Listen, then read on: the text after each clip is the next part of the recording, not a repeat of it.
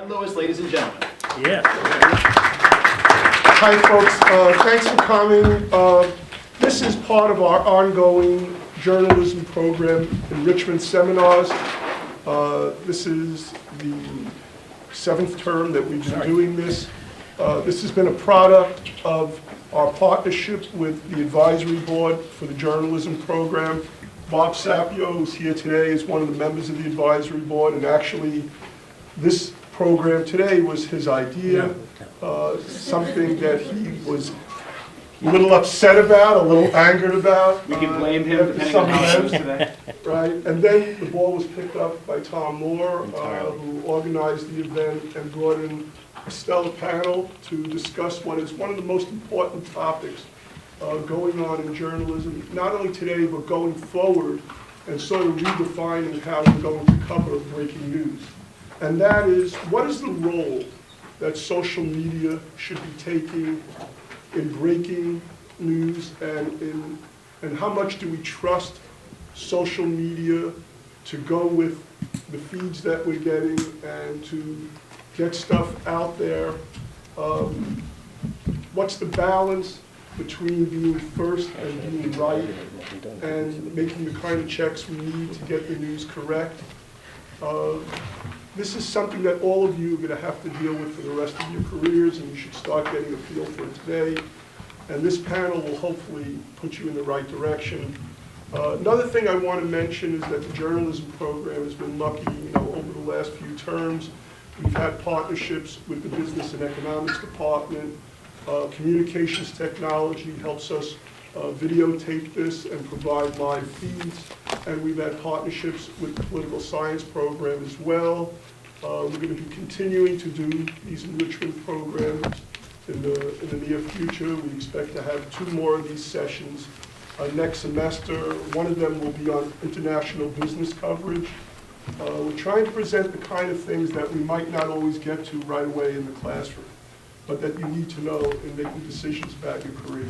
So right now, I'd like to introduce Tom Moore, and I hope you enjoy the show. Okay. Good morning, everybody. An interesting show that Mother Nature put on for us today with a little snow, a little rain, suddenly cold temperatures, but that will not stop this show, and it is. Thank you, Glenn. It is a show. From your left to right, let me just introduce our guest today. And right behind me is Teresa Hanafin from the Boston Globe, where she is Director of Engagement and Social Media. During the Boston Marathon bombing a year ago, she was the one who was front and center, making sure that the live feed of tweets and live blog was accurate and good information and high-value news for its audience, for the Boston Globe audience, and for the whole world. It's the first place you think of, probably, if you need to know what's going on there. So, Teresa Hanafin there as Director of Engagement and Social Media at Boston.com as well as BostonGlobe.com. We'll find out what that entails, what it means to be in that position as the veteran editor and reporter that she is. She went to UMass Amherst up in Massachusetts, used to work at the Worcester Telegram and Gazette in Worcester, Mass, as well as the Berkshire Eagle. The Berkshire Eagle. We met back in August when Teresa gave a talk on a related topic at a gathering of journalism teachers, journalism professors in August in Washington. Imagine the excitement. August in Washington, rooms full of journalism teachers. It was exciting. And that's where Teresa was part of the panel that talked about a similar topic to this one, about modern news gathering under pressure, especially in a terror situation. And it was an interesting talk, and we had already had the idea from Bob Sapio, so I knew I was in the right place, and that's where we met. So here she is from Boston. Right next to her, Jere Hester from the Cuny Journalism School, Graduate School of Journalism. Jere spent most of his career at the Daily News. At Cuny J School, he runs you call it the New York City or New York City News Service, right? NY City or New York City News Service. It's multimedia. It's a web-based wire service that makes student stories about New York neighborhoods available to news organizations everywhere. Hester was previously a city editor at the New York Daily News, a very Daily News heavy group here, and he's an NYU grad, and I'm proud to say he's been my friend for over 10 years, Jere Hester. And next, Next, Bob Sapio, former executive editor of Daily News. He's on our journalism board. Our journalism program has a board of advisors, and Bob has been very valuable to us there. He lives in Queens, 40-plus years at the News, starting as in the advertising office as what I wanted to call an assistant, as a runner, but back then it was called Office boy. the office boy. And he worked his way up through the editorial side, typist, copy editor, news editor, and here he is now as the former senior executive editor, former executive editor of the Daily News. And last but not least, Mr. Reporter Mark Morales, Daily News, crime beat here in New York City, crime reporter, went to Cuny J School, Cuny Graduate School of Journalism, and went before that to Pace, correct? Yep. And he's a Brooklyn guy. So what happened with Mark Morales, on your right, is that when this started happening, they sent him up there. The Daily News sent him up there as fast as they could. You weren't covering the marathon. That wouldn't be your beat. No. But when the you-know-what hit the fan, you got up there as fast as you could, and you followed the story for days. How long were you up there? 2 weeks? A week? It's about there, just over about maybe 7 or 8 days. Great. Okay, so we're not going to have any more introductory comments. We're going to get started right away with Teresa, who has a few slides to talk about her specialty and what's going on from her direction when it comes to the globe. And your presentation is right there. And maximize that with that, and you are in business. So ladies and gentlemen, Teresa Hanafin from Boston. I feel as though I should bow. I want to thank you very much for having me here. It's very flattering. I want to thank the journalism department and Tom especially for reaching out to me. I'd like to set up that day for you a little bit so that we can all recall what happened. You know, Patriots' Day in Boston is really a very, very special day. The day starts at dawn with reenactments of the colonial battles of Lexington and Concord. People, you know, these reenactors dress up, and then it's followed by a pancake breakfast, and redcoats are sitting down with the colonists at that point. It's the only day all season where the Red Sox game starts at 11 a.m. And they the do only it. team in baseball, Pardon? and the only team in baseball to start at 11 a.m. in the morning. Exactly, right. And they always play at home on Patriots' Day, and they always start at 11, and it's because of the Boston Marathon. It's so that the hordes of Red Sox fans, when the game is over, can walk down to Kenmore Square, and they can watch the marathon runners race by. It's just a great day in Boston. It's a sort of a ritual of spring. Now, every year for the past 7 years, I do live blogging on the marathon race itself. My colleague Eric Bauer and I, it's very sexist, of course. I do the women elite runners and the female wheelchair racers, and he does the male elite runners and the male wheelchair racers. As soon as that is done, by the way, the tool that we use is called Scribble Live. We've adopted that as our default live blogging tool of choice. It's very flexible, it's very good, and they have excellent customer support, I will tell you that. We do pay a lot for it, but we found that it's worth it. When we're done, we just, the media center is about half a block from the finish line. It's inside the Copley Plaza Hotel. And when we're finished, when all of those runners or wheelchair racers have crossed the finish line, they come into the Copley Plaza and they hold press conferences. We cover those press conferences and we live blog those as well. And then our day is done. We pack up and we leave. But there's still thousands of people on the course because they're not elite runners. And this particular day, I came this close to saying to my colleague Eric, you know, we've never walked down to the finish line to see the end of the race. Why don't we do it? But I didn't say it to him because I knew that when we got back to the Globe, he still had a lot of work to do. At that point, you know, I could go home. I just usually check in and then I usually leave because we started about 7 in the morning.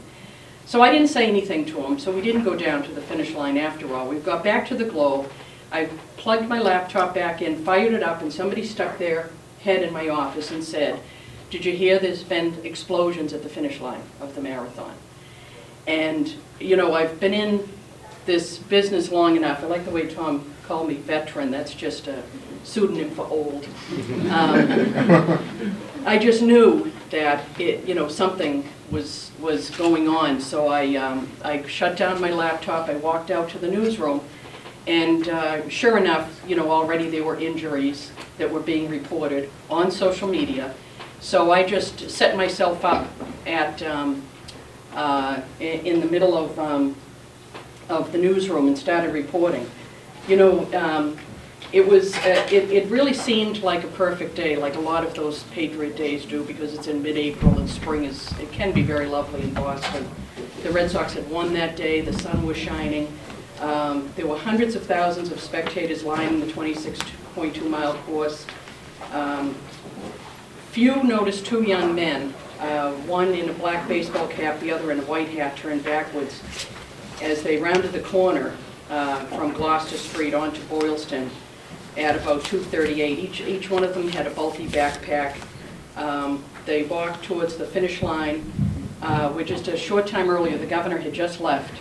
He had thanked race organizers and he had just left. Along the way they put down their bags, they paused several minutes, and then they left the scene. The elite runners and the wheelchair racers who start early, they start anywhere between 9 and 10 out in Hopkinton, Massachusetts. They had long crossed the finish line, but there were still 5,700 runners on the course, and of course, thousands and thousands of people at the finish line. And the time was about 2:49 p.m. And then two explosions ripped through the sidelines of the race, 12 seconds and 214 yards apart. It killed 3 people at the scene and injured 267 others, including about a dozen people who lost limbs. Some lost 1, some lost 2. An MIT police officer would be killed 3 days later by the suspects who were trying to steal his gun. And this is somebody who lost his right leg below the knee. The 4 people who were killed: Lingzi Liu, 23, of China. She was a graduate student at Boston University. This is the MIT police officer who was killed, Sean Collier, 26.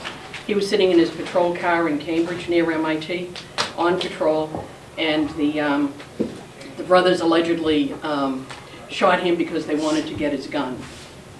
They were never able to get it out of the holster. And Martin Richard was only 8 years old. He was there with his family. And Crystal Campbell, who lives in Arlington. Now, for a lot of us in the newsroom, this was really very, very personal. Martin Richard lived in the parish in Dorchester where I grew up. A lot of people that I know knew his family. Not only was he killed, but his younger sister, Jane, lost a leg. She was a little ballerina. She's trying to get back into dance now with her prosthetic leg. Their mother had a head injury. Their father lost part of his hearing. Only their other brother, one of their brothers who was there with them, wasn't injured at all. It's remarkable. But the devastation that was inflicted on this family. So on Thursday, law enforcement released images of the 2 brothers. And they asked people for help in identifying them. Well, the brothers, of course, freaked out, knowing now that their photos were out and about and that people were going to recognize them. So there was a terrible, the police caught up with them in the suburb of Watertown. There was a terrible firefight there. The older brother, who was here on the right with the dark cap on, was killed in that firefight. The younger brother with the white cap got away. Meanwhile, officials asked everyone to stay inside. Metropolitan Boston was completely shut down. It is the most extraordinary thing that you've ever seen. It was really unprecedented. Amtrak stopped running into the city. They closed the subway system. Businesses closed, colleges closed. museums closed. And it wasn't just in the city of Boston, it was also in some of the suburbs, because remember, this firefight had occurred in a suburb called Watertown. But everything was, the whole area was like a ghost town. And it was remarkable how willing people were to follow these instructions from law enforcement. And I think it was because the whole area took this very personally, because this is such a special holiday, it's such a special race. So many people knew the people who had been killed. Of course, they had been identified by that time.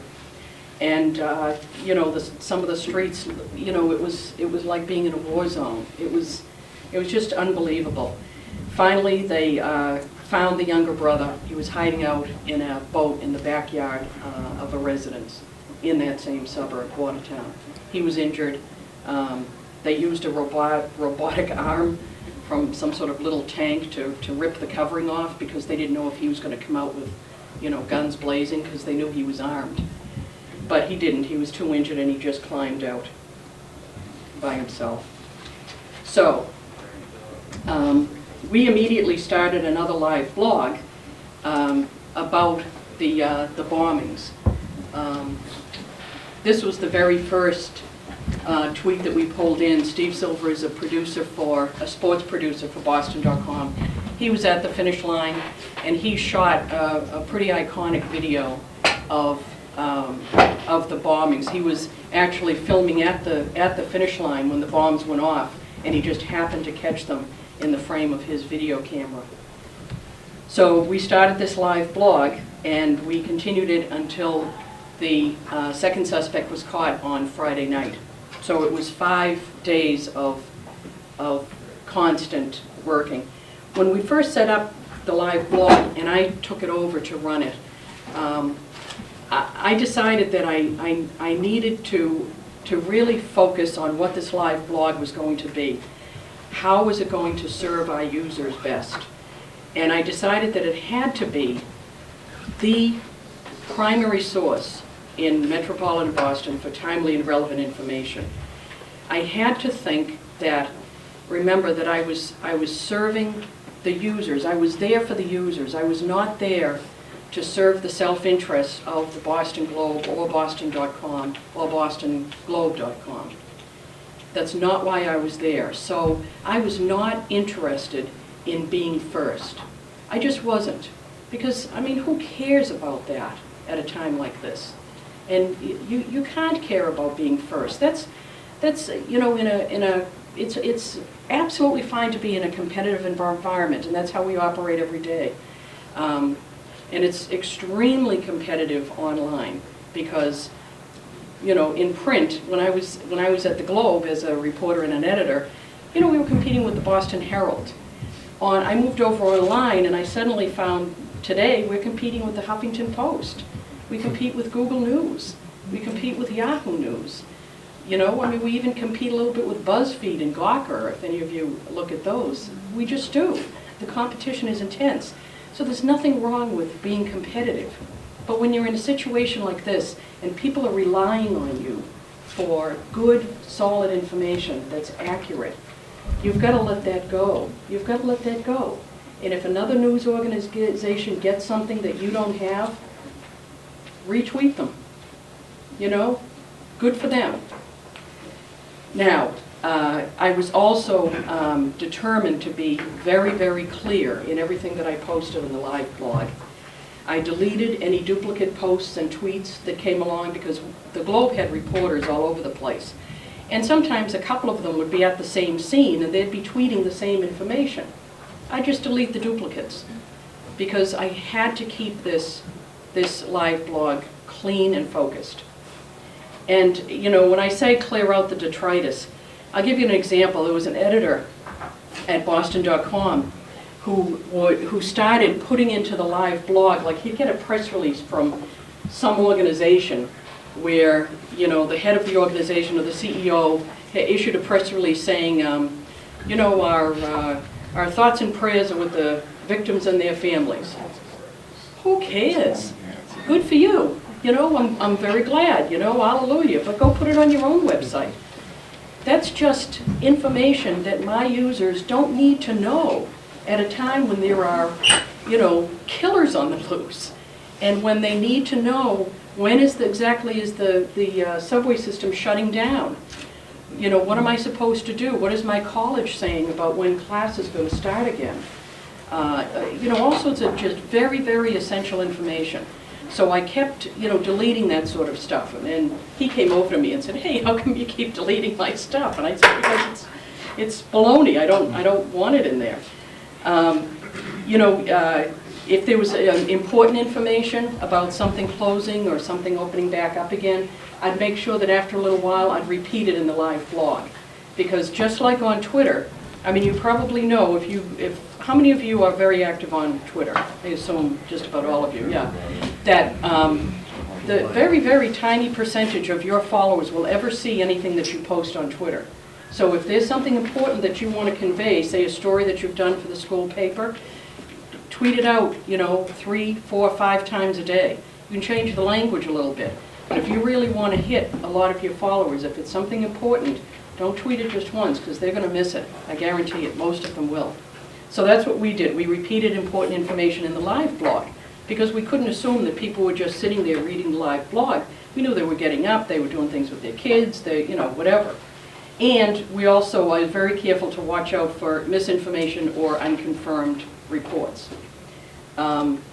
The challenges that I had was that I was not the only person posting to the live blog. We were pulling in tweets from all of the Globe reporters who were assigned to the story, as well as Boston Police Department, the FBI, the U.S. Attorney's Office, the State Police, the Mayor's Office, the Police Commissioner's Office. We were pulling all of those tweets in.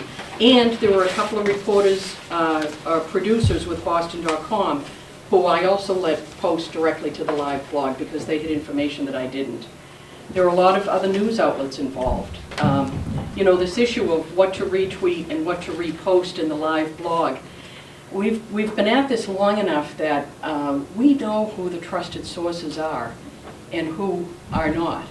And the other thing to keep in mind is that if I posted something, or if we retweeted something from, say, CNN, if I wrote it from scratch, I made sure that I attributed it to CNN. And your users get that. They understand that. They don't think that it's coming from us. They know that it's coming from CNN. And I learned this lesson, believe it or not, way back in 1999, when I first moved over to Boston.com from the Globe. And John F. Kennedy Jr.'s plane crashed in between Cape Cod and Martha's Vineyard. And during that period of time, it happened on a Saturday, I believe, and of course they immediately started a rescue operation to try to recover the 3 bodies from the bottom of the floor, his wife and his wife's sister, from the bottom of the ocean floor. And Reuters and I think maybe CBS, I can't remember, reported that the bodies had been located, that a source had told them that a body had been located.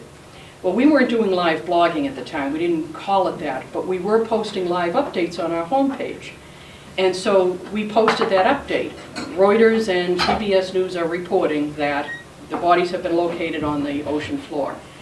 A couple of hours later, they both retracted it and said we got bad information. Retracted it on the air, Reuters on the wires. So we posted that.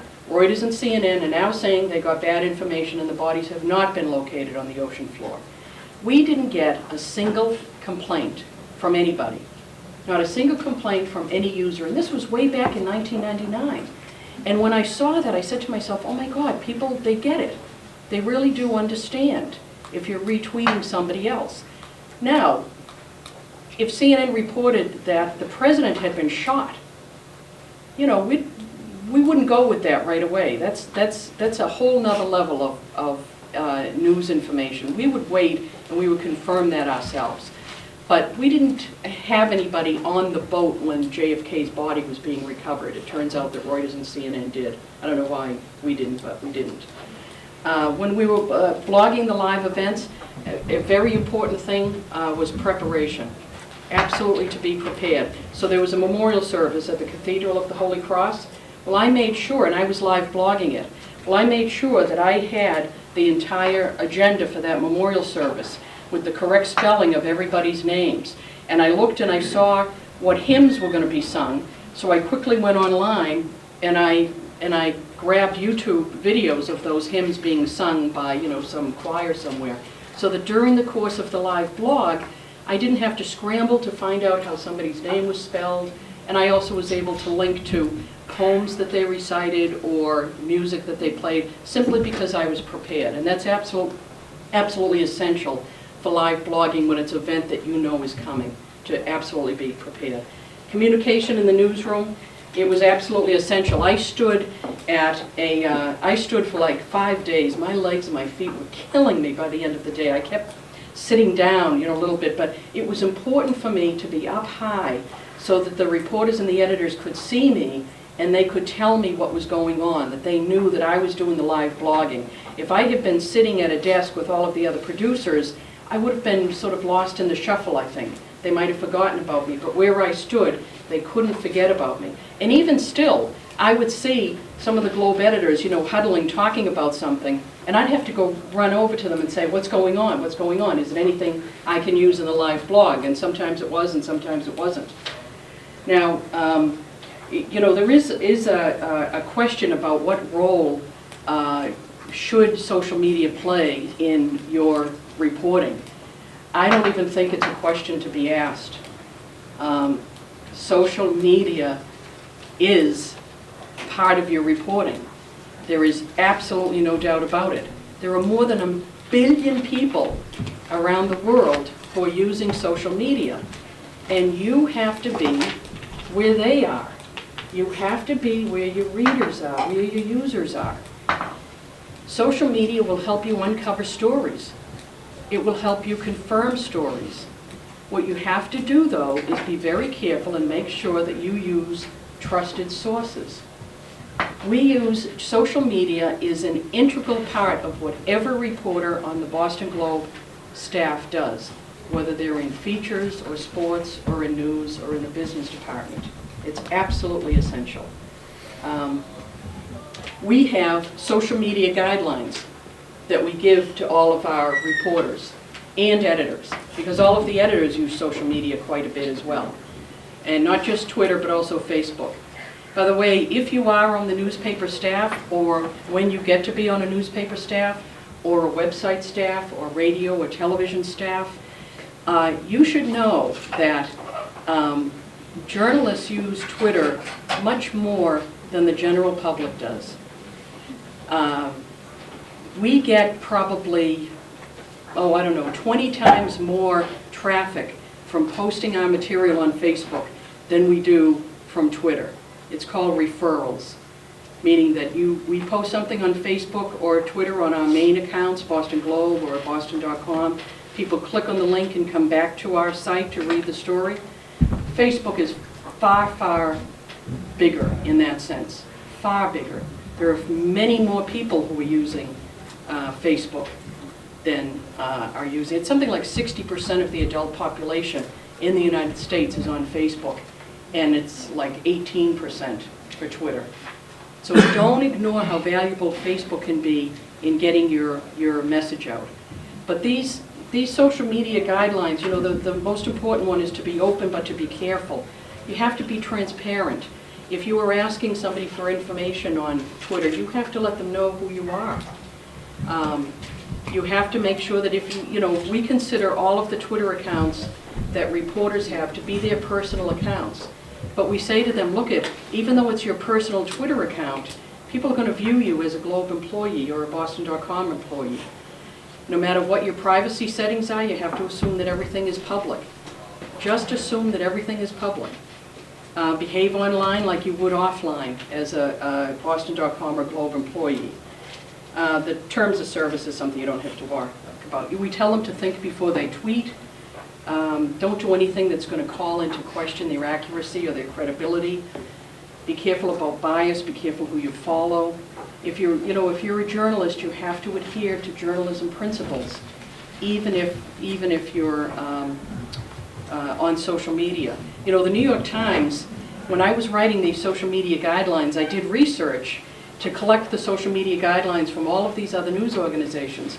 So I called up my counterparts at the New York Times and I said, do you have social media guidelines that I could consult? And they said, no, we don't. We really just have 3 words. And those 3 words are, don't be stupid. That's what they do, because they think that their journalism guidelines and their ethics guidelines just apply to social media, so why do you need separate guidelines? We decided to write them out because we just thought it would be better. And then, you know, you have to, any information that you gather online, you have to confirm it offline. You know, you really do. You have to talk to somebody on the phone. You have to talk to them in person. But you can get, you know, when I said that social media is absolutely essential to reporting today, to journalists of today, you can get great story ideas on social media. You know, because it's going to be one of your followers, perhaps, who finds out that there's a road closed somewhere, or that a little story that we did, a really popular burrito joint was shut down by the health department. And it was one of our followers who went there to get a burrito and sees the big orange sticker and tweets it. And we said, oh my God, that's a great story idea. So, you know, social media has to be part of your toolkit, along with all of the basics in journalism that I'm sure that you're getting here. And, you know, correct your mistakes. We made a mistake during the, I don't know if I'd call it a mistake. I hesitate to call it a mistake, but you probably know that John King of CNN, very well-respected reporter, he's from Boston, as a matter of fact. And we have found that John he has family here, but he still has sources in Boston because he has beat us on some things. He was the first one, I think, to report that a suspect was in custody. This was either Tuesday or Wednesday that he reported this. Wednesday. And then, Wednesday? Yes. Yeah. And then other news organizations started reporting the same thing. Well, our top federal law enforcement reporter in the Globe newsroom, she's actually a very good friend of mine as well, she also had a source telling her this, but she didn't have a second source. So we hesitated. We talked about it. You know, what should we do? She told the editor of the paper who her source was. He knew the source. He knew that this person was an impeccable source. But still we hesitated when we talked about it. But eventually, what he decided to do was to post in the live blog and I guess send out on Twitter too, that a federal law enforcement source, just one, you know, if you only have one source, don't make it plural, don't say sources. Some reporters will do that. If you only have one, then make it singular. A federal law enforcement source has told the Globe that a suspect is in custody amid conflicting reports, but there are conflicting reports. We put that caveat on to signal to our users, you know, we have one source. A lot of other news outlets, as you know, because you're watching TV, are also reporting this, but we don't have it fully confirmed yet. And we didn't think that there was any risk to people by tweeting that out or putting that in the live blog. And certainly it probably, if we hadn't gotten a second confirmation, it probably would not have run in the Globe the next day, quite frankly. So it was a very emotional day. Very proud of the job that we did, but I do want to emphasize to you how critically important social media is to all of the reporting that you do, things that you find out. And if anyone has any questions, I'm happy to take them. What we can do is, if people are being a little shy right now, we can have a question and answer period at the end. Maybe a quick question. Go ahead, Crystal. Okay, you mentioned that it's best to wait to ensure accuracy as far as like what you're tweeting. Do you feel like that's a positive aspect of social media, to kind of have someone constantly looking at, you know, like what you have posting? Do you, is that clear? Yeah. Well, you know, the reporters, people don't, there isn't somebody checking what they send out, what they tweet. If there is a question, I mean, they're professionals, and by the time you get to the Globe, you have a lot of experience. This isn't like a beginner's paper. And if they have a question about whether they should tweet something out or not, they consult with their editor. That's a guideline that they have to follow. That's a rule they have to follow. Because they might be working on an enterprise piece, and the editor might say, although I think this is kind of foolish, but it's hard to keep a scoop these days. It really is. But the editor may say, no, I don't want you to send that out. We're going to save that for the paper tomorrow. I think we should go to the whole panel. Yeah, and right. take questions. Okay. Good idea. Thank you very much, Teresa. That was a very nice look at what's going on with the Boston Globe and what happened with coverage of the Boston Marathon bombing, especially the tips on social media, some of the advice on social media use when it comes to journalism. But before we do a wide-ranging Q&A, up next is Bob Sapio, former executive editor of the Daily News. And I gave Bob, instead of PowerPoint, he just wanted a box of chalk. Now, you may know, anybody have class in this room? This is pretty cool. Back to analog, traditional.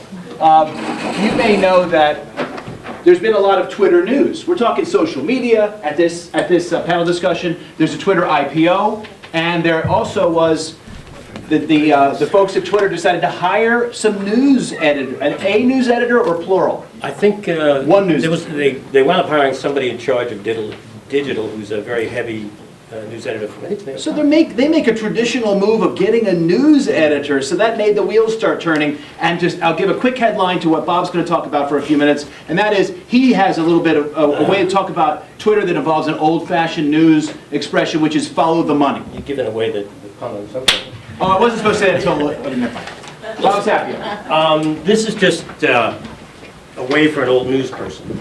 I had 42 years, as you said, in that. Lately, I'm a stock trader. That's what I do. Halfway successful at it. It's a 7-figure portfolio. So I look at these things a lot like businesses now. And it occurred to me that I was on the executive end of newspapers for a very long, long time. And the old adage in journalism is follow the money, follow the money. So when I had time this past weekend, I sat down with 2 postdoc students and let them tear me apart on what I knew about social media. So I gave them this model, and I just throw it out here as a way that I can digest it as an old newspaper guy about how this all works. And this is just one, this is the traditional way that newspapers operated for a couple hundred years and still do to a certain extent. You have a news story here, and you have an ad here. That's where all the money comes from. You get a ton of money from those ads. As time went on, advertisers wanted to get closer to the news. Why? You probably all understand that with social media. They wanted to be a part of the news. So they devised ways to say, well, could we put ads right on the news page? Could we put ads on top of the news page? Could we take your page 1 and maybe just put a little bit on the bottom? Maybe take a right-hand page, which is very valuable in newspapers, and put it there. And papers are still battling with this. The New York Times, I'm sure the Boston Globe, have rules about what they might want to do. Some papers will claim that there's a wall and the advertisers sell the ads and the news never gets mixed with the ads. But this is still the mother lode of where money is in news. It's still the big deal. So what did papers do? Eventually they went digital. Here, the ads are everywhere. I would argue not that terribly successful yet in transferring news onto digital, because in most models, anybody who's doing news has something like 25 times more money coming in on the newspaper side than in here. Even though you've got tons of eyes on this, you've got tons of clicks, and now this thing gave the advantage of you could do all sorts of demographic, anything you could dream of, in terms of the people who are clicking on these pages. But as you've often heard, people say, I've never bought anything looking at a digital page. So the link up with news here is so-so. It's been going on now for a long time. Some people would say it's a failure. I don't know. Maybe down the road it will work, but right now This is not an effective way for selling ads. You're still not getting the big breakthrough. And this is what I ran past the two 20-something-year-olds. I said, when this company, now this is me speaking as a stock trader and investor more than as a newsman, but it applies. This is Facebook. Stick with me now. This is just a model. You can throw it out tomorrow if it means something, if it doesn't. And what? This stock came out, it was about a $42 stock. It went through the roof. Everybody wanted to own this stock. They didn't know why, but they wanted to. It had a billion plus eyeballs on it, a billion plus users. And the question was, would they ever make money? Would this stuff come here? And everybody decided over the course of a year that probably not. And so the stock went from $42 all the way down to $19. So this Facebook idea was sort of out there as a model that didn't work. But the kid who started it, Mark Zuckerberg, whom you've all heard of, said, I know the answer to this. I can make this work. To which nobody believed him. First quarter came out after they decided how to make the changes to get ads into Facebook. And he said, I can do this. And I can do it here in digital. I can do it here on my Facebook page on PC. And I can also do it in mobile. And what he did is he conquered what newspapers have been trying to do for 90 years by placing the ad not alongside, possibly with, in a shotgun scatter method in here, or the flashovers that you saw in digital here, which come up here and there and you never tag on. He stuck these with all the great demographics and the absolute knowledge that you were on this page and exactly what you were buying and were not buying in the middle, so that it flowed directly within the news itself. I thought this was a great breakthrough. I thought this was a great way for it, and their revenue went through the roof. I mean, it was billions of dollars higher the second year than the first. It probably will be again next year. And so when I presented this to these 20-something-year-olds, I said, that's a pretty great model. This is, this is the way it works. And they said, what about Twitter? I said, I have no idea. What about Twitter? And they said, well, and then one of them went up to there and said, in Twitter, news equals ads. They're the same. And I said, well, it doesn't make a lot of sense to me. And they said, well, you're doing business now. You've been going on about Carl Icahn, and then it hit me. Carl Icahn, who's a Queens kid, who has $20 billion, and is the equivalent of an old-time Western gunslinger in finance, decided to open a Twitter account. And the first thing he tweeted was, I'm going to buy Apple. The news was Icahn. The ad was Apple. Now, this may seem a little flaky to you, but I think it's dead on. I think this is the logical progression of where money is going. This is part of this is part of this. It's only a model, but I think it has some value. And that's what I think Twitter is about. I think that's part of what everybody's saying when they say it's first, it's real, it's whatever it is. It is that they're one and the same. Different from this in every which way you can imagine. And that's my model. Would that work for if our students here? I might throw this out tomorrow, so I Did don't it know. work for monetizing a local blog?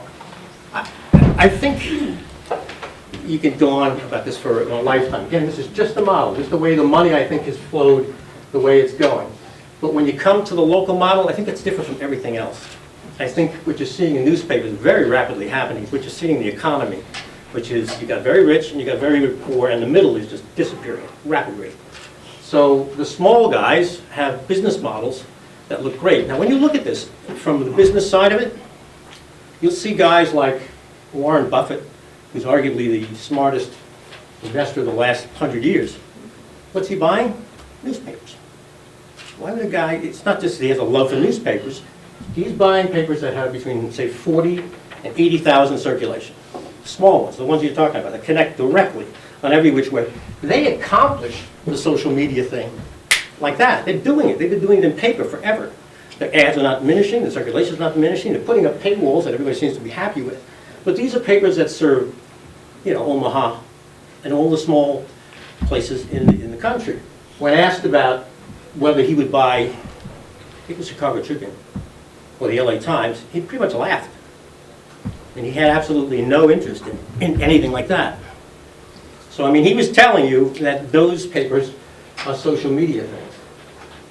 And I think you could, logical jump from that is that the huge branded individuals will exist, the rich papers, not so much rich in revenue, but rich in name brand. And the smaller ones in the middle will probably either have to be bought up or disappear.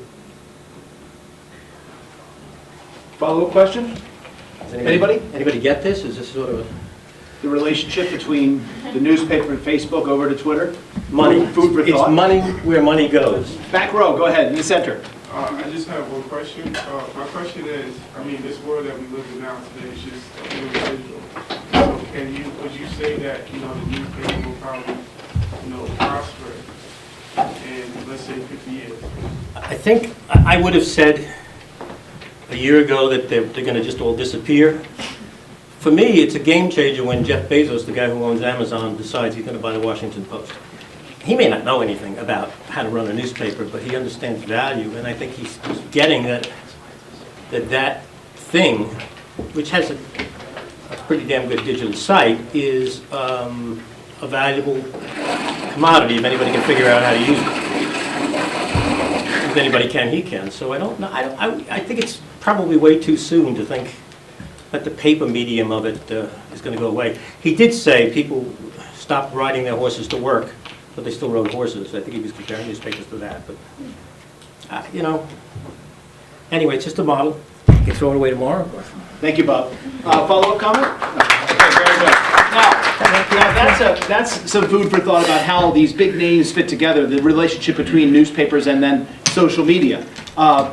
Let's go back to a more traditional news conversation with our daily news crime reporter, Mark Morales, who, as I said in my introduction, is a New York guy, lives in Brooklyn, went to Pace, and then went to Cuny grad school for journalism, where he had to suffer through Jere Hester as one of his supervising chiefs. I won't call you a professor because I know you're a director of the student wire service. But Mark, you were sent up to Boston right away when this started happening. Knowing the way Teresa just outlined it, give us your take, your reaction, and really some pointers. The way Teresa had those guidelines, try to weave those in as you can. But first tell us what it was like being up there. I think you estimated 8 days trying to figure out what was going on in the immediate aftermath of the bombing, the MIT cop getting shot, one brother dead in the car chase, and then finally they found the younger brother in the boat. Go ahead. Well, it was probably about the most intense reporting experience that I'd ever been in. And when you're reporting on a story, you're in a lot of bad neighborhoods, and there's always a chance in the back of your head where you're like, okay, this could go really south on me really quickly. It's late at night. I'm alone. I'm doing a door knock. This could go really bad if I were to get killed. People wouldn't find me for 3 days. Like, these are the kind of thoughts that kind of cycle through your head. This is a tough guy daily news reporter. That's a good thought. Yeah.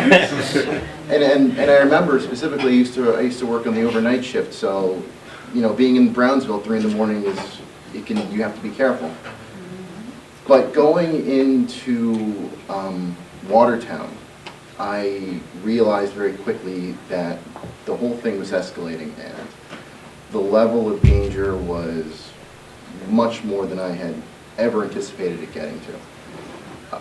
I thought it was going to be a lot more, I don't want to say controlled, but I had no idea that it was going to get out of hand so much. So as things really started to develop, the number one thing I just kept thinking to myself was, no matter what, just keep your wits about you, keep your head on a swivel, try to be as safe as possible. And things are moving, and they're moving very fast, and social media kind of adds that fuel to the fire, so everything is moving even faster. And it's like anything else, you're trying to report the story quickly and accurately, and that's the key here, is accurately. And at the same time, you're tired, you're hungry, you're cold, but it's, you're just powering through. So as Watertown is happening, it's progressively getting worse. All of a sudden, streets are getting blocked off. All of a sudden you're hearing reports that buses aren't running, trains aren't running. And all of a sudden I had the ability, it was around 3 in the morning, after the MIT shooting, I had been able to drive around town in pitch black darkness, trying to get as close to the shooting and try to figure out where that was. Just to give you a little idea of how much danger he really was in, something that hasn't been mentioned is that the brothers hijacked a car, and they drove around with this guy at gunpoint And until finally he was able to escape. You probably know more about the story than I do. So when he says that he was scared, there's a good reason By the for it. way, for everyone who's interested, that story is called Carjack, and you can look that up online. I taught it in my graduate course at the J School this term, in narrative journalism, and it's pretty amazing. It starts with the car being carjacked by the two brothers, and they drive around for what was about 12 hours or something like that. And at the end, it ends with the brothers fleeing the car at a gas station. Really, really exciting, real-time kind of reporting. Can't think of it. The reporter was Mark. Eric Moskowitz. Eric Mark, yeah. If you get a chance, take a look at it. It's called Carjack. Oh yeah, so, and that's absolutely right. I mean, it was dangerous, and you saw the escalation level, and I remember at around 7 in the morning, I hadn't slept all day. I'd literally been up 24 hours, and, you know, trying to get a cup of coffee at McDonald's, where the woman behind the counter had the door locked, and was not going to open the door to me. And she, in fact, I was wearing a hat, and she said to me, "You kind of look like these bombers." And then I was like, "I'll show you my ID." I had to show her my press ID, my Daily News ID, and she didn't buy it. Then I showed her my business card. She's like, "I still don't believe this." I showed her my driver's license, and then she said, "All right." And I was with another reporter, and he's like, "I'll let you in one at a time, but you use the bathroom and you leave immediately." I was like, "All right, that's fine." And I just wanted a cup of coffee. It was 7 in the morning, but you know, it was very intense. It was very. I'd never experienced anything like it. It was like a police state, you know. Did you ever get the coffee?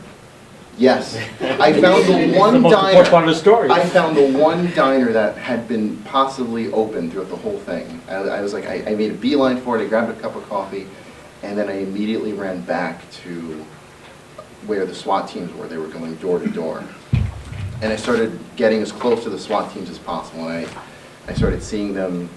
They would go into a building, they'd come out. They'd go into another building, they'd come out. And they circled onto this one building and this one house. And then we kind of started seeing that the SWAT team escalations going higher and higher, and then another SWAT truck, and then another SWAT truck, and then all of a sudden they started pushing us back further and further. And then I started to think, okay, this might be something. And then all of a sudden things went haywire.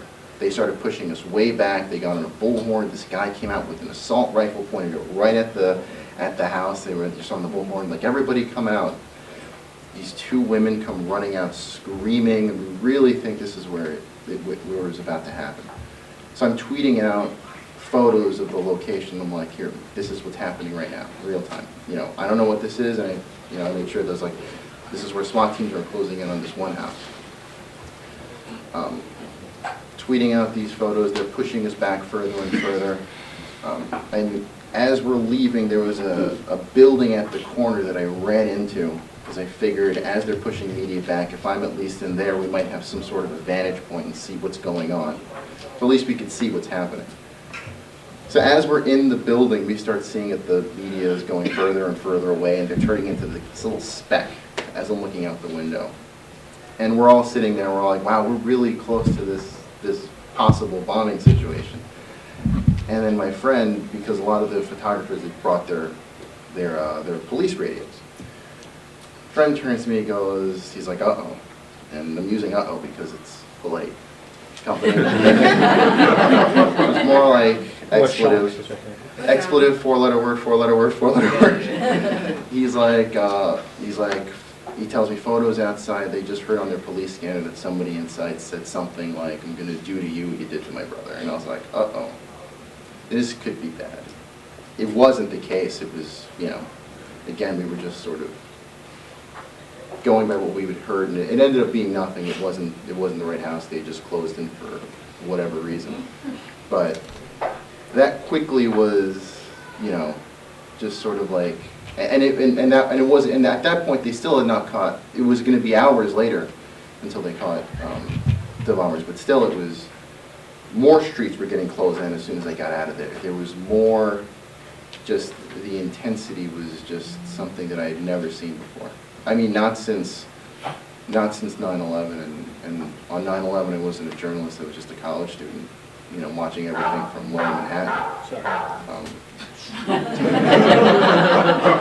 I wasn't even scared of dogs.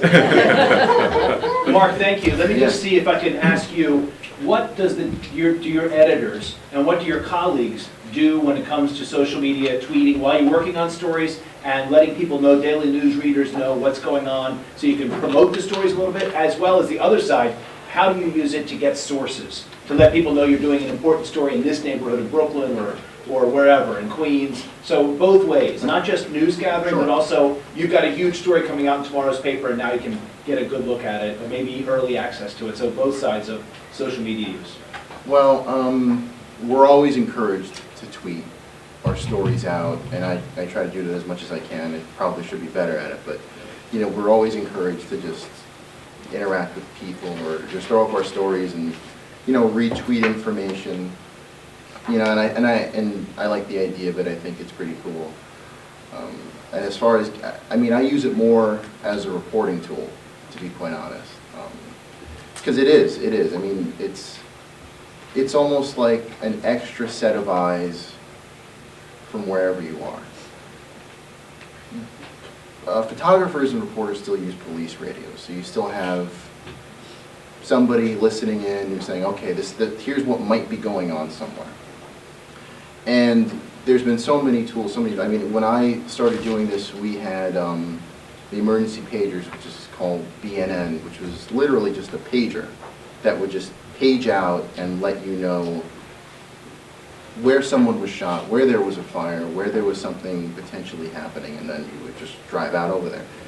And that was also an email service, so now I have those. And now on Twitter, they've sort of posted those messages in tweets. So now, as I'm reporting, now I'm in 1PP as a crime reporter, so I'm looking through and I can see on Twitter. Sometimes Twitter's faster than the pager.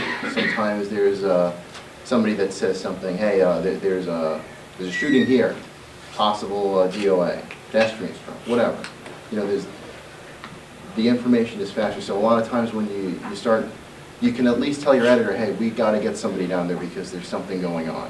I'm not getting sometimes faster than the scanner? Yeah, I think what it is a lot of times it is the scanner.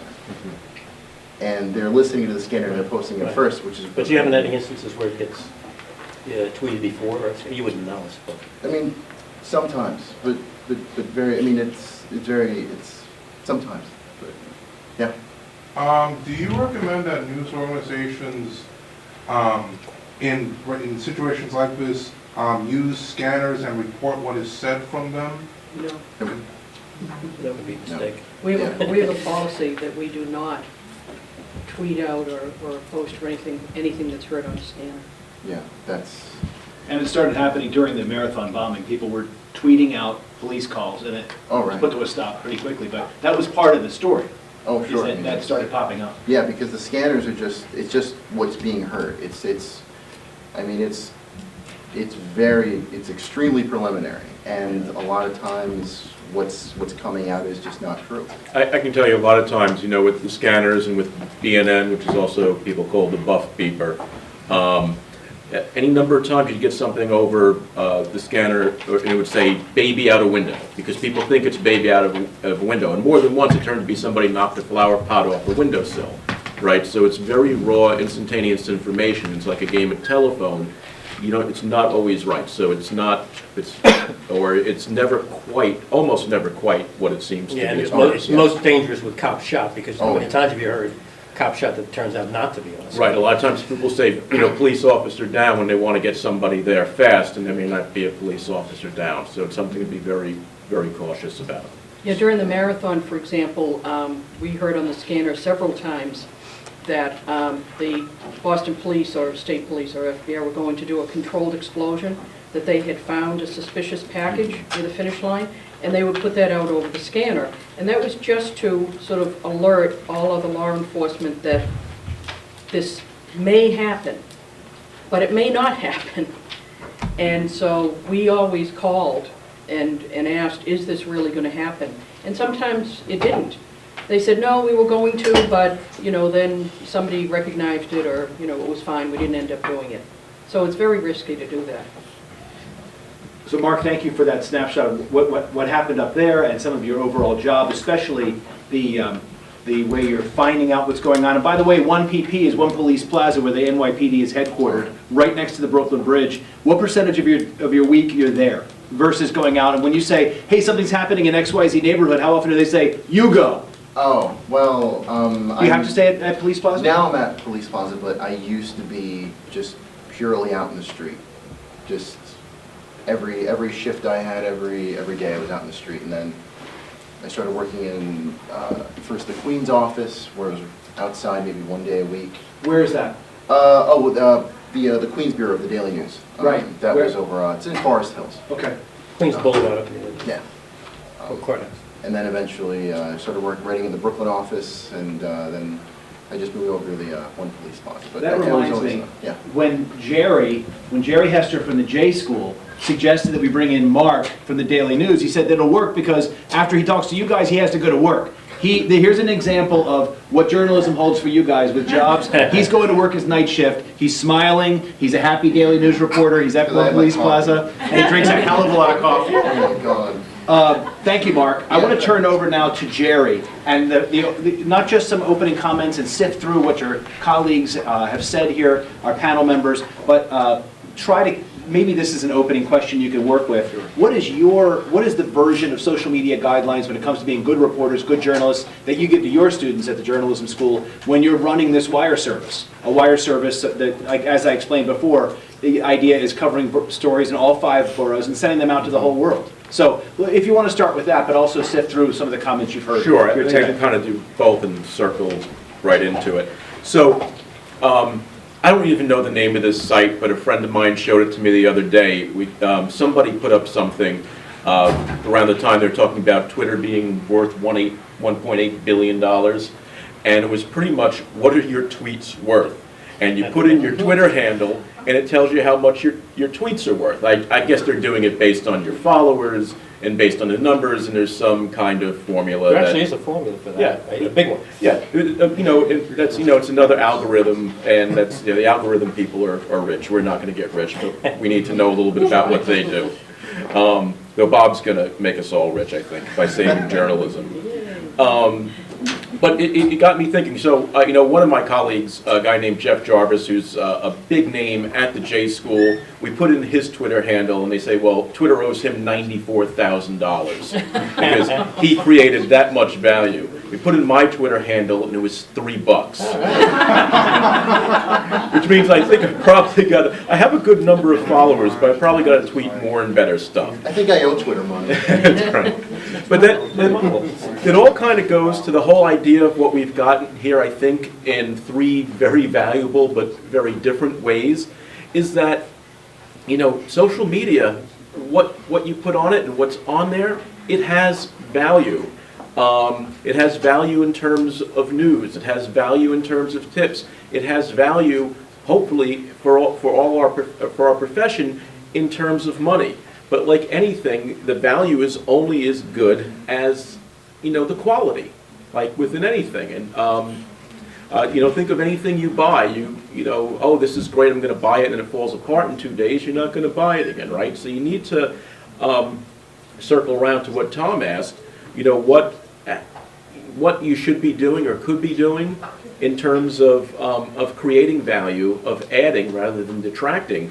Comes down to a few fairly simple things to say, but things that are hard to do. Kind of when you're reporting, write what you know, right? And we saw that in Teresa's great example. I don't know if you remember the very first thing to come out about the bombing, right? I don't remember the exact wording, but the journalist there said there's been an explosion at the finish line. The reporter did not write, there has been a bomb, right? Because the reporter didn't know that. The reporter was there and heard and saw what was an explosion. What could be other ways that something exploded besides a bomb going off? Gas, because that was my original part, was the gas. There could have been a gas line. Think about it in April, right? I mean, usually around March and April, we're all city people, New Yorkers. Has anybody ever seen or been there, like when a sewer cap has gone up?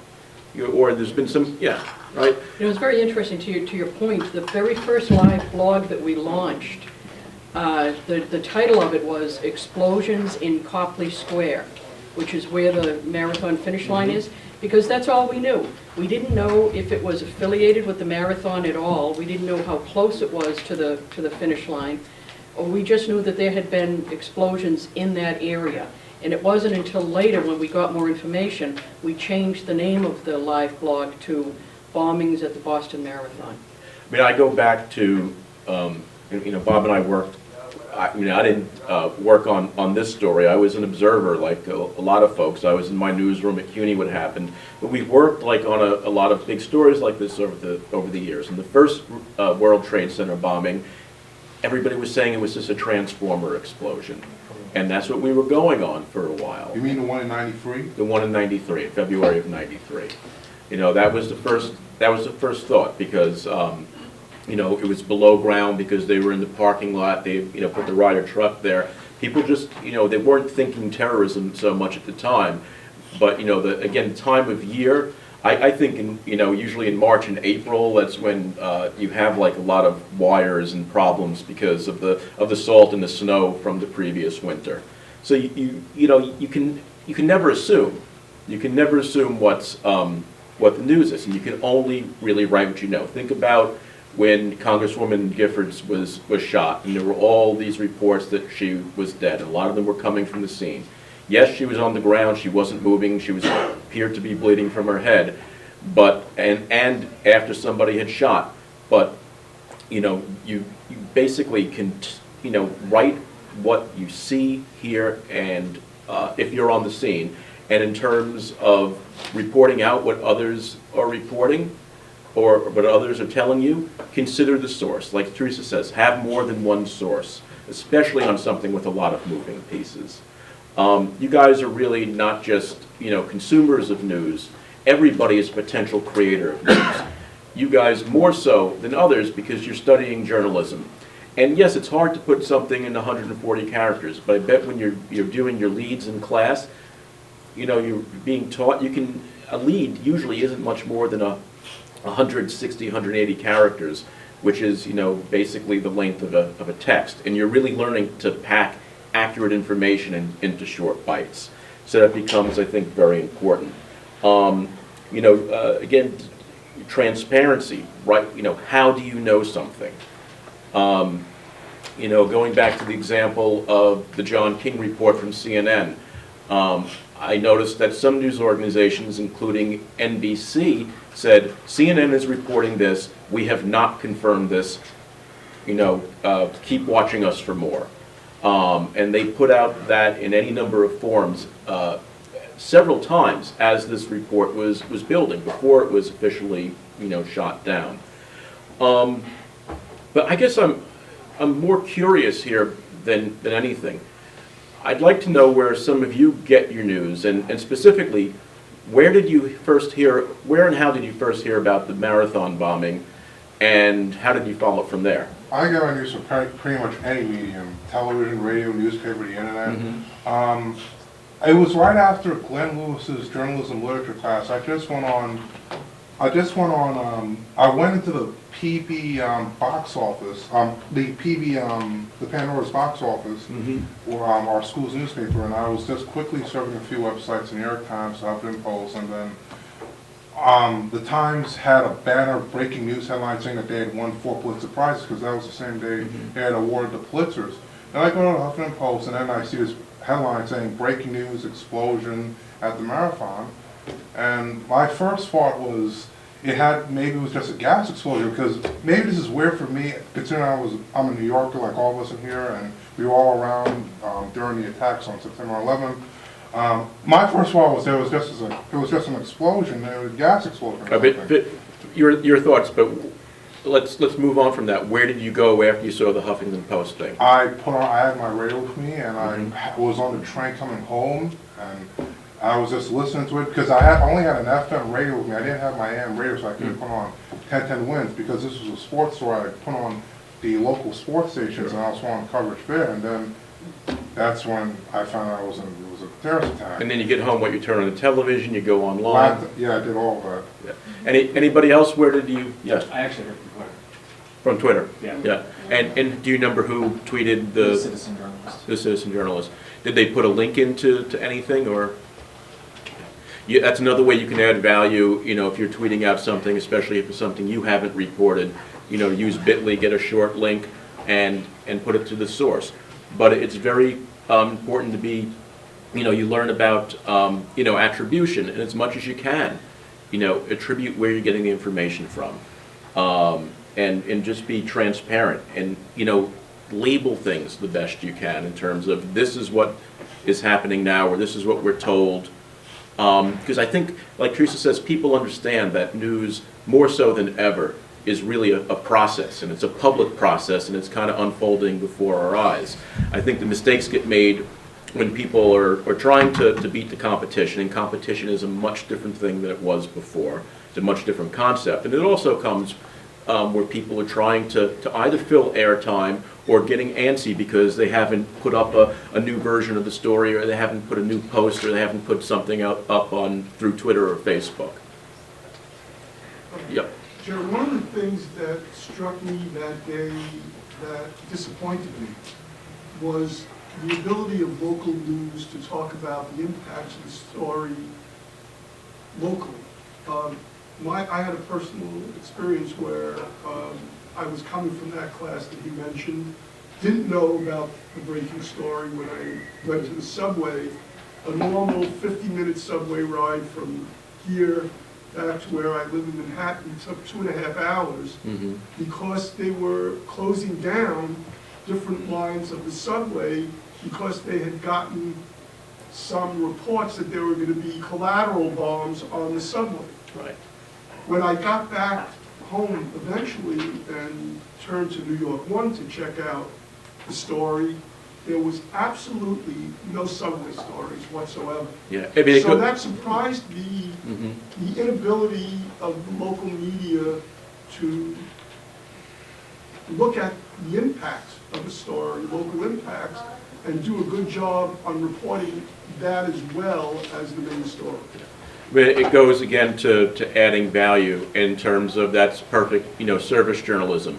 And I know from what Teresa said before, and from listening to her at a panel at the Online News Association last month, there was a lot in terms of authorities realizing the power of this to get the word out, and hopefully in an accurate way that didn't go as smoothly as it could have.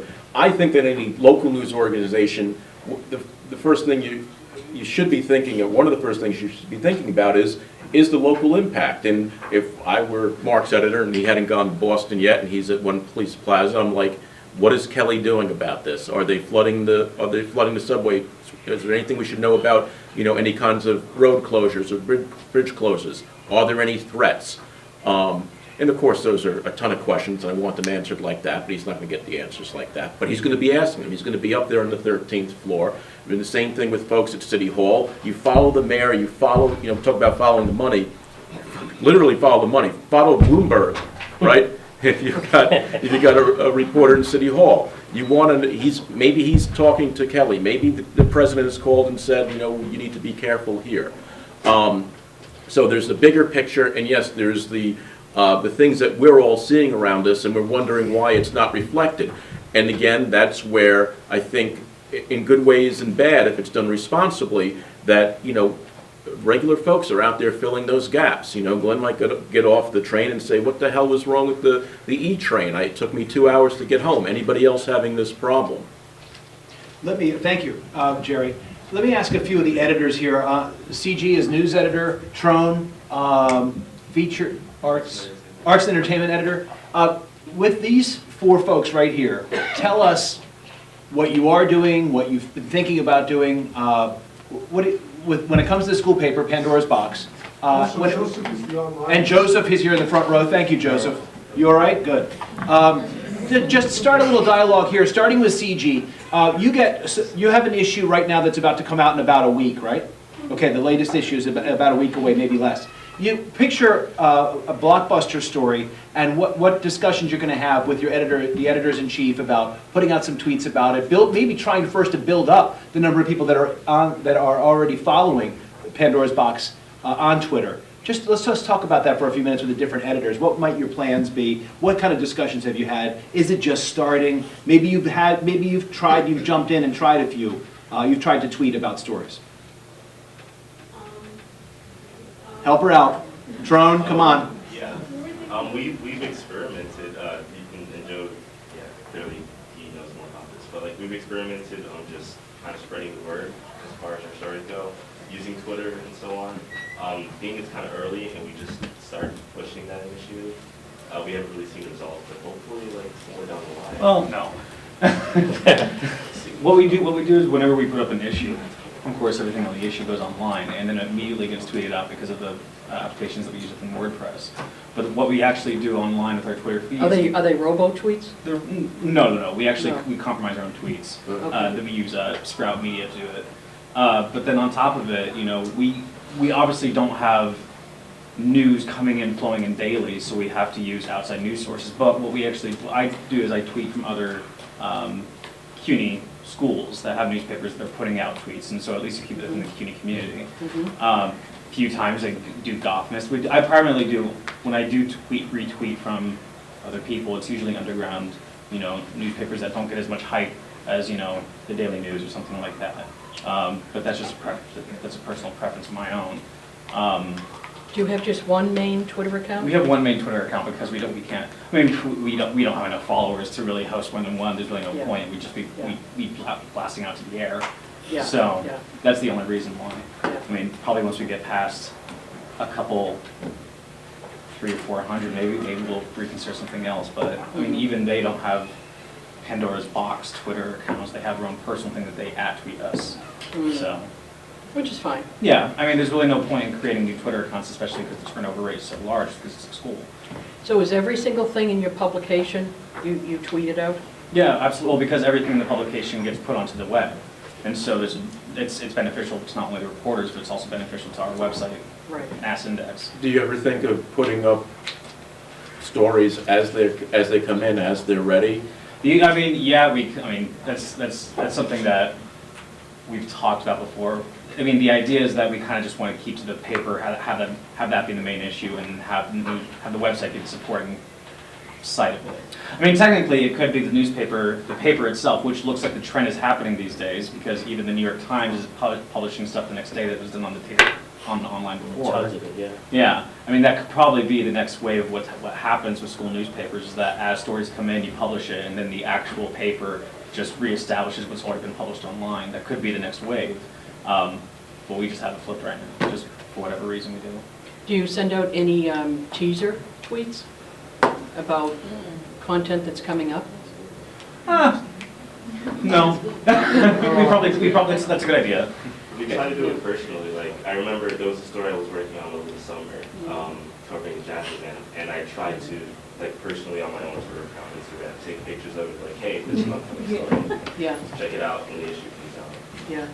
Because I think, there's definitely value to that in terms of also, seeing where you can get in on the conversation in Twitter, right? If you look at what's trending, look what other people are tweeting, if you've got something that thematically works, use the hashtags without, being like a total hijacker.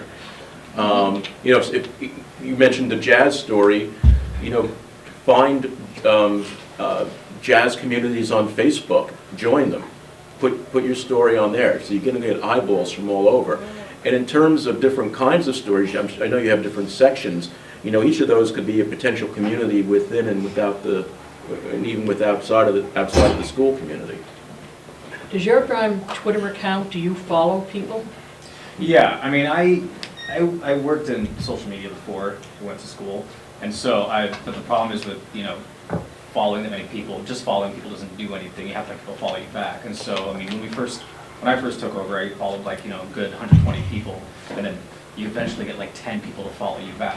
So, I mean, as long as you get some kind of rate of return, it's okay. But we don't have massive amounts of people following us where, you know, we could spam a hashtag like crazy and it would probably work. But just the manpower is little enough, so. Sichi. Yeah, I mean, for my internship, I was actually sent over to Washington for the Navy art shooting, and my job was pretty much to live blog and live tweet everything that was happening. And, you know, I just hashtagged our newspaper, you know, hashtag Pandora's Box, hashtag Navy art shooting. Like you said, the huge hijack of hashtags all over my thing. But I don't know if that did help the traffic to our website, but I figured that's the easiest way to do it, you know, just. We got some retweets from it because exactly what you said, you know, by @tweeting us, there were a few people who did retweet it from the PB Twitter. So, I mean, it does get reach. So, I mean, we don't have a question of reach. We have, you know. Do you guys look at the analytics for your website? Yeah. It's not, like, again, it's not so massive where the analytics need to be measured for more than like glancing at it. So. Sure, but you can see little Yeah, you can see spikes and you can kind of see especially when a new works, publication too. comes out. Every single month a new publication comes out, you see it Sure. spike a bit. Same thing with the website, so, yeah. One thing we do is we identify the local influencers on Twitter, the people who have a lot of followers and who are really good tweeters. And on, like, you know, you're aware of Follow Friday? Or as Jimmy Fallon would say, Follow Friday. And we will do on Follow Friday, you know, we will follow these influencers, because one thing that you have to remember about Twitter is and we preach this in the organization, that it's fine, no matter how many people work for the Globe and Boston.com and BostonGlobe.com, it's fine for us to be, you know, tweeting our content, but when you get everyone out there to retweet your stuff, then it expands geometrically. Yeah. And that's really what your goal has to be, because there are a lot more of them than there are of us. And so one way is to try to tap into and retweet people who are influencers. You know, retweet them. I mean, they'll appreciate it. And, you know, check if anyone, you know, DMs you, and make sure you respond, or even if they don't respond, even if they don't tweet directly at you, if they say something interesting, you know, respond to them or retweet it or something. You gotta get your hooks into people. Let me jump in here. I need your help, Jere, and also Glenn. Right here in this spot, when we did social media last year, a J School prof, I just forgot his name. Adam Glenn sat right there and said, let me tell you the Pandora's Box student newspaper something. You need to find somebody who's really into this and knows about spamming the hashtag. Everybody okay with that terminology? I think it's like flying over one or two people's heads. And let that guy, and here's the quote, hijack it, hijack PB. Now that's a little radical, and he said I might get in trouble for that. That quote went into the summary I helped edit along with Daniel Phelps right there. I helped edit that down. That made it in, which is his suggestion, that prof's suggestion from the J School, to fire it up. So that way, if there's a story that the water that leaks into this building's basement is contaminated with XYZ, okay, it'll be a great story when the paper comes out, but today and tomorrow you can start tweeting facts about it.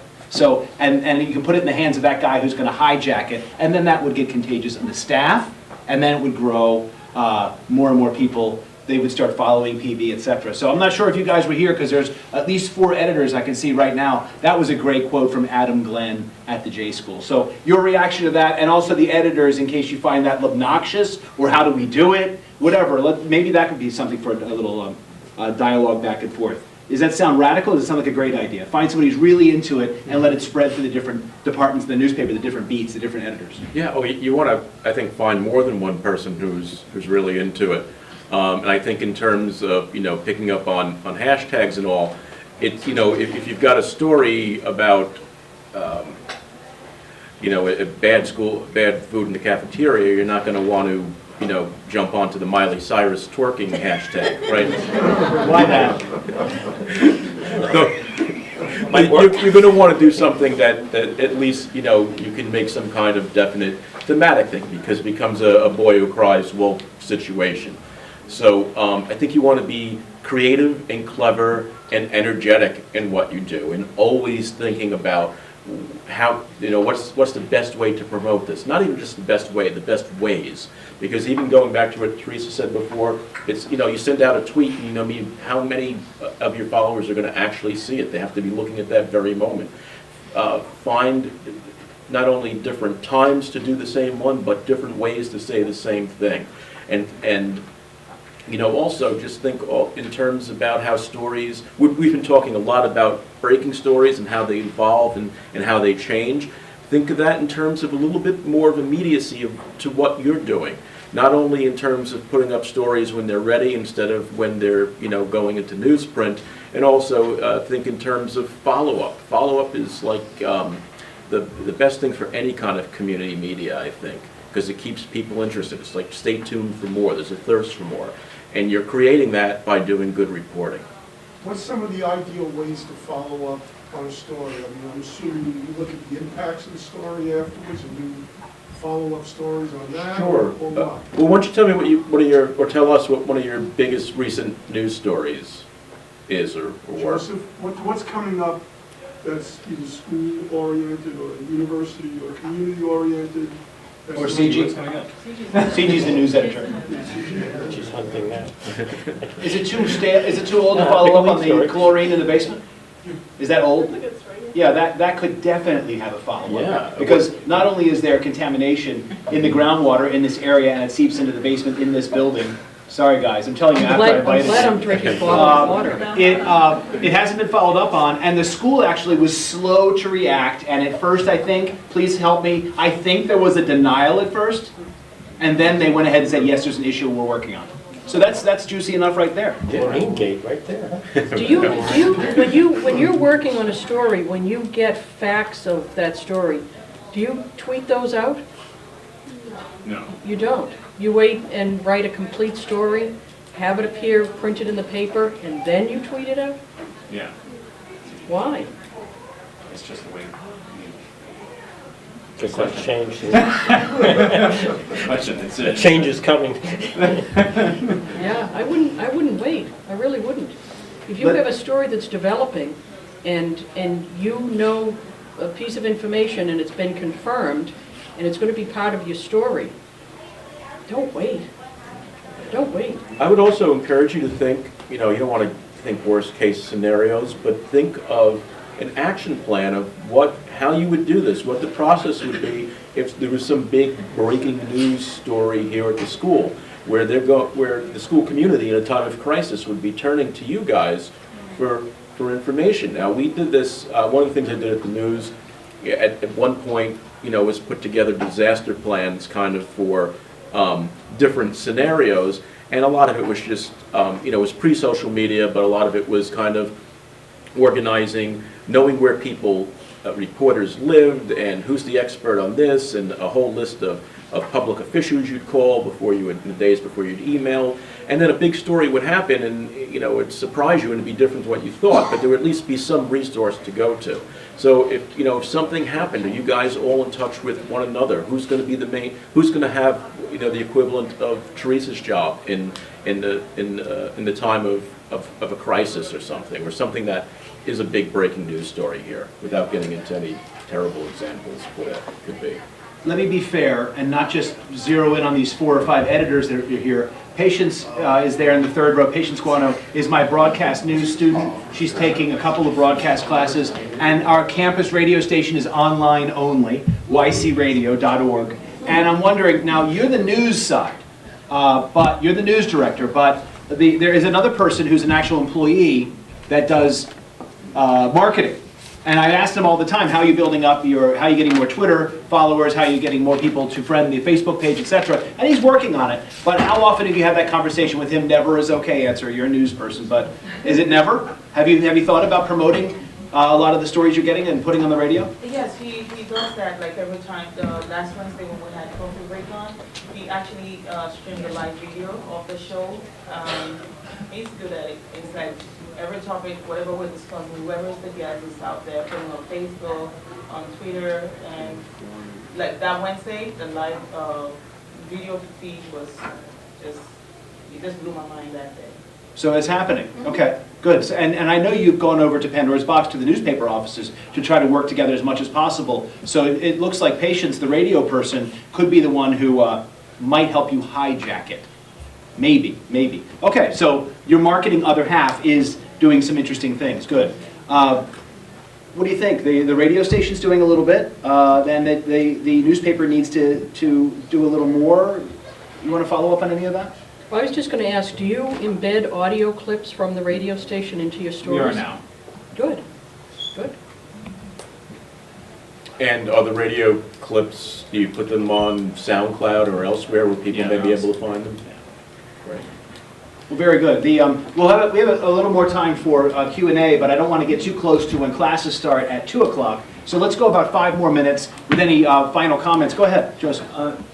Social media is really great for the millennial generation. It's almost our access to quick news, but it's also given a rise, everybody knows, to a citizen journalism.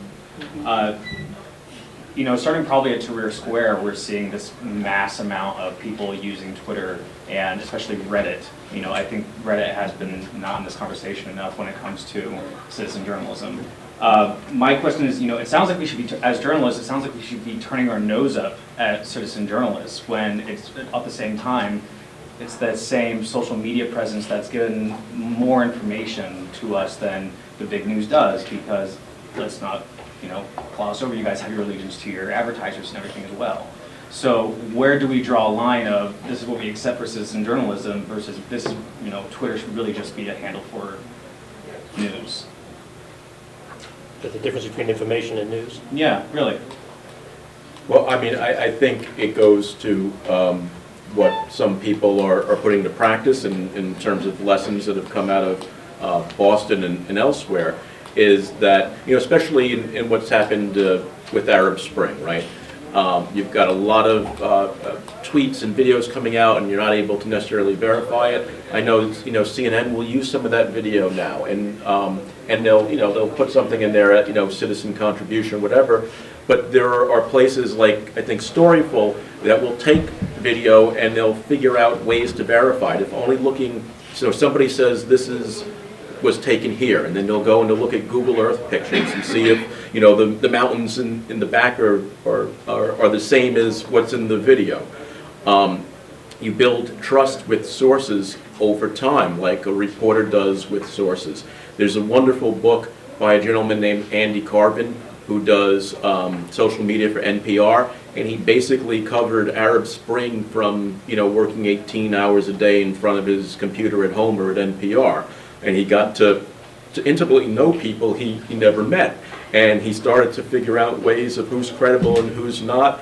And he had to be very careful and, and circumspect in terms of what he did. His book, by the way, is called Distant Witness, and it's a great read. And it's also, beyond that, a real kind of on-the-job lesson in terms of how things are changing.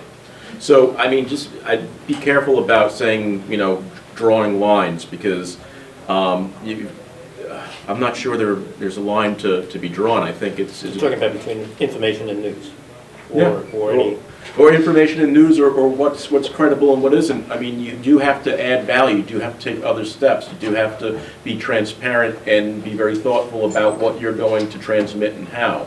But I wouldn't say there's this side and there's that side and they're not going to meet, because it's just not realistic these days.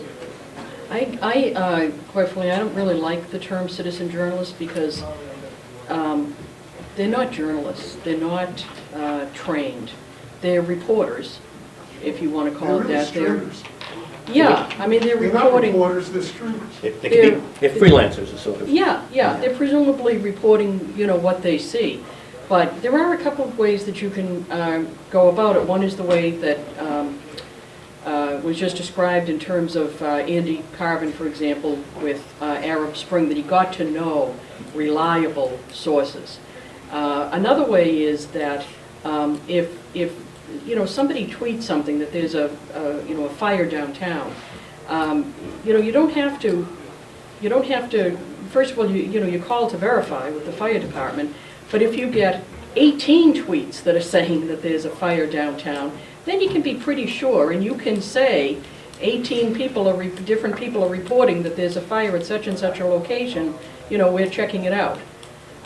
That's a lot for 140 characters, but you get the idea, that, we're checking or something like that. Because you've got to understand that a lot of other people are probably seeing this on their Twitter stream as well. And they may be wondering, oh gee, what does the authoritative news source say about this? So weigh in and say, we see the tweets too, we're checking it out. Meanwhile, somebody else is making a phone call to verify it. So should we not be really worried too much about the scoop now? I like what you said earlier, like, we weren't too focused about it during the Boston. But I mean, should we almost like the scoop is the way of the dinosaur now? Because no matter what, we're going to be late. I don't think it is. I think that's the fear. And that's where I wanted to bring back to the Boston Marathon, and because in the context of social media, the conversation hasn't been brought up is what happened with Reddit, and the mistaking of suspect number 2 being Sunil Tripathi, the Brown student who was suicidal, and in the middle of the night you had major media confirming him. And so, there's this wonderful article in the Times, in the magazine, by Jay, Caspi, and Kang, who really pushes thrusts out there, the what happened. It gives a play-by-play of what happened. It calls out on Luke Russert and a number from BuzzFeed, a few from BuzzFeed, who delete their tweets later to kind of whitewash. Oh no, that wasn't me. That amplified that. And so where's the role of journalists to because the scoop is obviously alive and well and kicking, right? And Jay is very simple. It's like, oh, call me a dinosaur. That journalists simply should be skeptical, of sources, as Andy Carver is. And so, what's the role of how do you make sure, because whether it's a new folk that's looking into Reddit as a source of information, but I think there is a place for training of how do you do vetting of sources and stuff like that in the context of these, because the media was just as wrong as Reddit was wrong in that. Well, I'll tell you, during that entire week, I didn't look at Reddit once. No. You didn't have to look at Reddit. Yeah, it was all over. You just because it went from Reddit to the main media within a matter of hours. Right. It was like it went from it was basically through some people that started to were looking at his family's Facebook page, and then the Facebook page was taken down because trolls were showing up, right? And then someone's like, suspicious, the Facebook page is down, and then that gets retweeted by someone at Gawker, and then it goes, and suddenly you have someone from NBC News saying, it's not confirmed, but I'm suspicious, but this is a major media person. And then you have some other journalists that are just saying, well, the quote, this is a very good one, the best part of this article is, this is the person from BuzzFeed who says, he doesn't necessarily endorse everything he retweets. Meaning which is insane. Where's your skeptical lens? And why are journalists losing that skepticism? Because they're concerned about being because it's a smaller crowded space where you can actually get paid as a professional journalist. Right. That is accountable and responsible to an editorial policy. So, how do you manage that? So you have these that are how do you emphasize that skepticism in today's world? Has to be a quick response. We're almost out of time. Could you have asked that 30 minutes ago, please? Go ahead, Teresa. I would just say that it depends on I can't speak for BuzzFeed or Gawker and NBC News, but in our newsroom, the number one driving force when it comes to social media is not to be first. It just isn't, because it's too dangerous. And as I said, I didn't care if another news organization got some factoid first that we didn't have. We waited for confirmation. We waited for our own reporters to have sources. We didn't touch that report about the person who ended up not being a suspect. because nobody in our newsroom, none of our reporters got that information either. And I think that you know, is a change. It is a change, because this is instantly putting information in front of your readers, which is different from, you know, the newspaper days, when you had this long time period before the paper actually went to the presses, in which you could spend time trying to confirm.